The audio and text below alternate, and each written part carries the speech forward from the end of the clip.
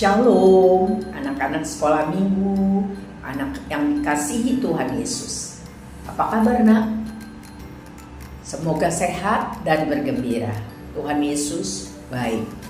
Hari ini kita memperingati Hari Nasional Anak Sekolah Minggu. Perayaan bersukacita karena kebaikan Tuhan sudah menolong anak-anak dalam tahun ajaran 2025-2026. Tuhan Yesus baik. Kita mengucap syukur dan kita akan belajar firman Tuhan. Apa yang Tuhan mau kita semua lakukan untuk tahun-tahun selanjutnya. Karena hidup itu dari Tuhan dan harus dilakukan sesuai apa yang Tuhan mau. Setuju? Yes, hidup harus menyenangkan hati Tuhan. Mari kita berdoa, memohon berkat Tuhan, bersyukur karena Tuhan baik. Sikap hormat, mari kita berdoa. Tuhan Yesus yang sangat baik, Juru Selamat penolong kami, yang sudah memberkati kami sampai hari ini. Tuhan Yesus baik. Bapa, mohon ampun buat semua dosa salah kami. Dan mohon kemampuan untuk bisa mengampuni orang yang bersalah kepada kami. Supaya kami semua mengerti apa yang Tuhan mau. Dan dimampukan melakukannya. Kami rindu mengasihi Tuhan lebih sungguh. Karena Tuhan Yesus sangat baik. Kami mau memuji Tuhan. Kami mau mempelajari firman. Kami mau melakukan yang Tuhan suruh. Di dalam nama Tuhan Yesus Kristus kami berdoa. Amin. Yuk kita memuji Tuhan dengan sikap sungguh ya. Karena Tuhan Yesus sangat baik.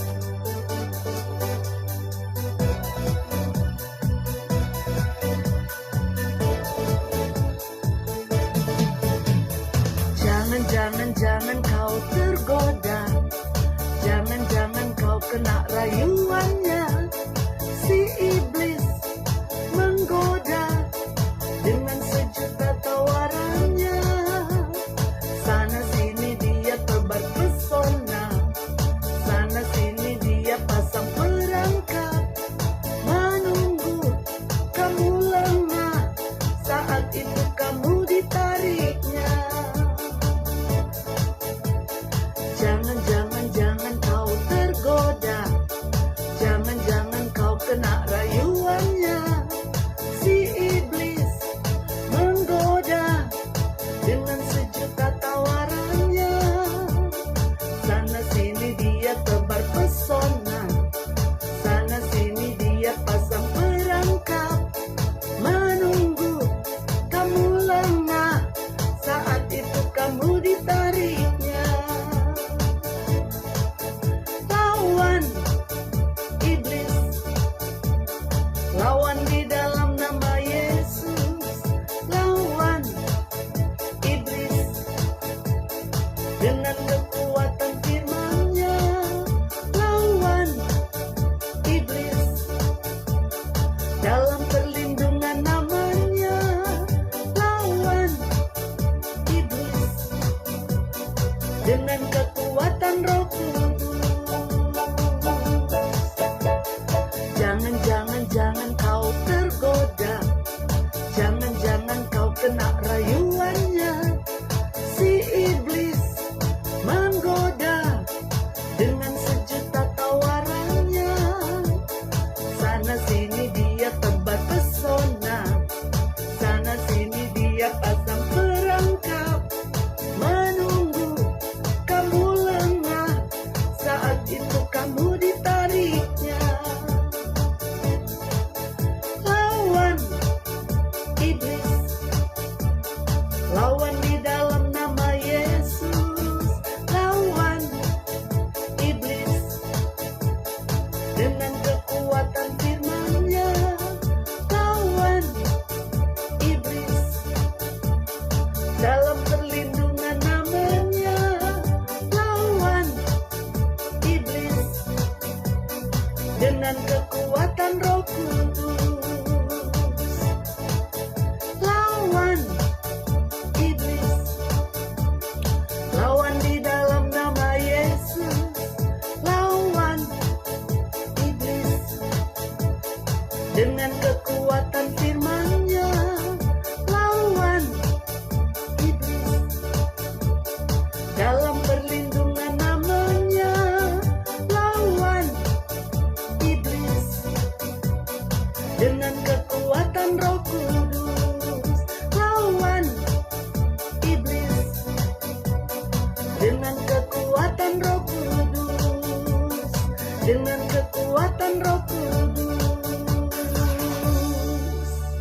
kita sudah memuji Tuhan. Sekarang kita mau mendengar firman Tuhan yang diambil dari kitab Yehezkiel 33. Sudah dapat? Ya, bagus. Dibuka ayat 1 sampai ayat yang ke-20. Oke. Sudah? Pertanyaan pertama. Apa tugas Yehezkiel yang Tuhan berikan? Apa tugas Yehezkiel? Tuhan bilang apa? Oke, sebagai penjaga. Penjaga itu tugasnya apa? Menjaga, berjaga-jaga, memberi informasi, mengingatkan, ya, supaya orang-orang yang dijaga itu tidak celaka. Jadi itu tugas Yehezkiel. Mengajarkan yang benar, menginformasikan yang benar, agar apa? Orang-orang yang dijaga itu tidak celaka. Lihat ayat 7 sampai 9, lalu ayat 11. Dan engkau anak manusia, aku menetapkan engkau menjadi penjaga bagi kaum Israel. Bila mana engkau mendengar suatu firman daripadaku, peringatkanlah mereka demi namaku. Kalau aku berfirman kepada orang jahat, hai kau orang jahat, engkau pasti mati. Dan engkau tidak berkata apa-apa untuk memperingatkan orang jahat itu supaya bertobat dari hidupnya, orang jahat itu akan mati dalam kesalahannya. Tetapi aku akan menuntut pertanggungan jawab atas nyawanya daripadamu.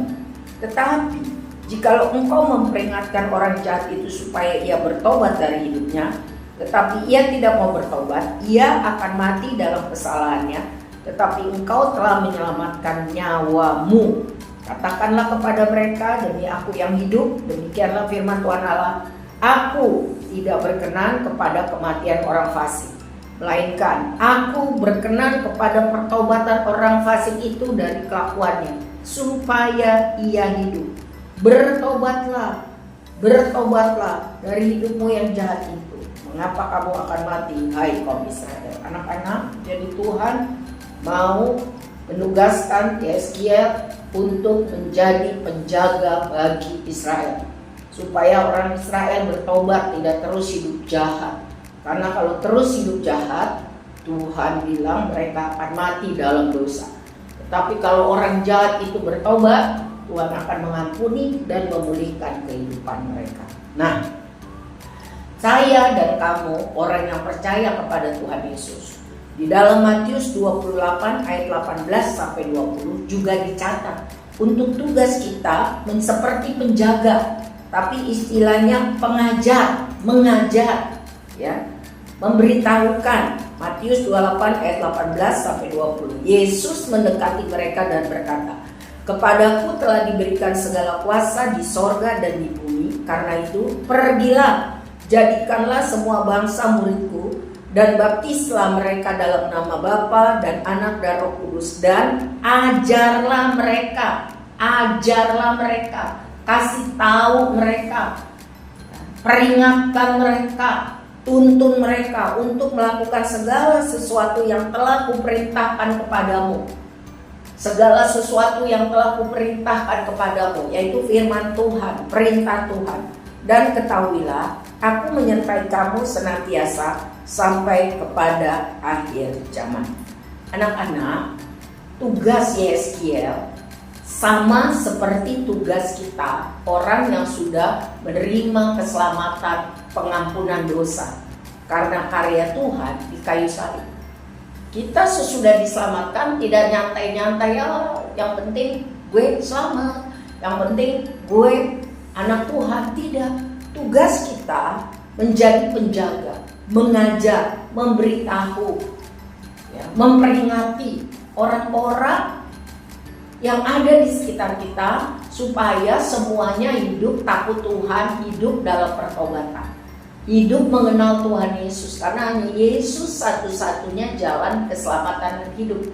Berarti kita harus menjaga diri kita dulu, tidak ikut-ikut hidup dalam dosa. Baru kita bisa bilang sama orang, bertobat,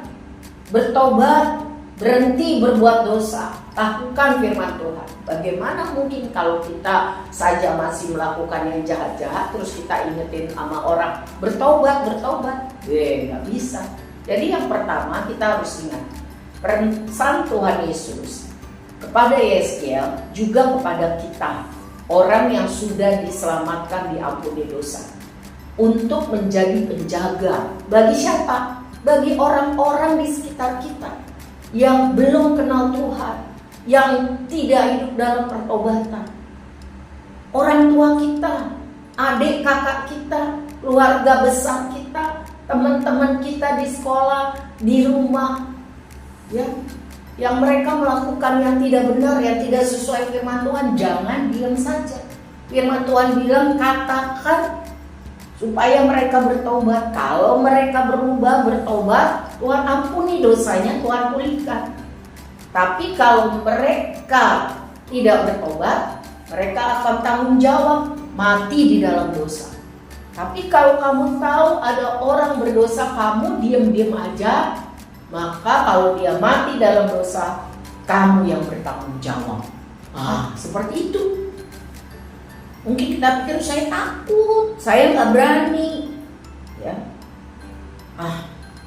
Pernah ingat Om Petrus yang dulu menyangkal Yesus berapa kali?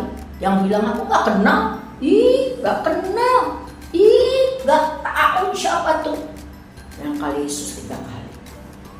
Sesudah dia penuh dengan Roh Kudus, Roh Tuhan itu membantu dia dalam kelemahannya. Dia tidak takut lagi. Anak-anak bisa baca kisahnya di firman Tuhan dalam kitab Kisah Para Rasul 4 ayat 1-22. Ketika Roh Kudus memenuhi Om Petrus, maka dia tidak takut lagi. Dia berani menyatakan bahwa Yesus Tuhan adalah Tuhan yang benar, Tuhan yang berkuasa, Tuhan yang mau mengampuni dosa. Sehingga banyak orang menjadi percaya kepada Tuhan Yesus. Walaupun Om Petrus diancam oleh para pemimpin, kalau berani ngomong tentang Tuhan Yesus lagi, kamu akan kami tangkap. Tapi Om Petrus dan Om Yohanes penuh dengan Roh Kudus, mereka tidak takut kepada ancaman itu. Mereka memilih untuk taat kepada Tuhan. Mereka memberitakan tentang nama Tuhan Yesus. Mereka menegur orang yang hidup terus-menerus dalam dosa, ya, sehingga bertobat. Dan banyak mujizat terjadi. Nama Tuhan dipermuliakan. Nah, anak-anak, bagaimana kita? Kalau kita masih takut, berdoa, minta Roh Kudus, beri keberanian. Mari kita belajar untuk bisa menjadi penjaga yang benar.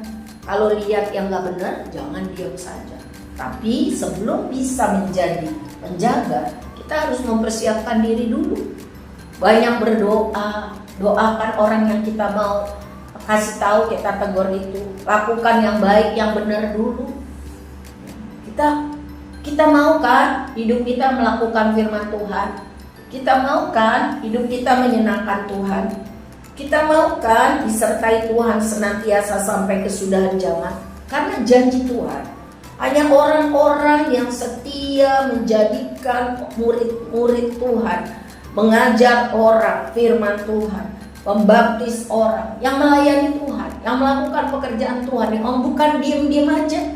Mereka akan disertai Tuhan senantiasa sampai akhir zaman. Artinya masalah banyak, persoalan banyak, tapi akan ada pertolongan Tuhan. Siapa yang mau mengalami itu? Angkat tangan. Yes, saya juga. Jadi anak-anak, mari kita berdoa sekarang. Bilang, Tuhan, aku bersyukur Tuhan baik sudah menyelamatkanku dari dosa. Aku mau dipakai Tuhan untuk menjadi penjaga bagi keluargaku, bagi keluarga besarku, bagi teman-temanku di mana saja. Aku mau mengatakan yang benar. Tolong aku Tuhan, aku juga seringkali tidak benar. Ampuni dosaku, ubah aku tambah hari tambah seperti yang Tuhan mau. Aku mau hidupku berguna bagi Tuhan dan bagi banyak orang. Beri aku keberanian, beri aku kesanggupan. Ya, ingat cerita Daud. waktu dia bisa mengalahkan Goliat? Kenapa bisa? Kenapa dia gak takut?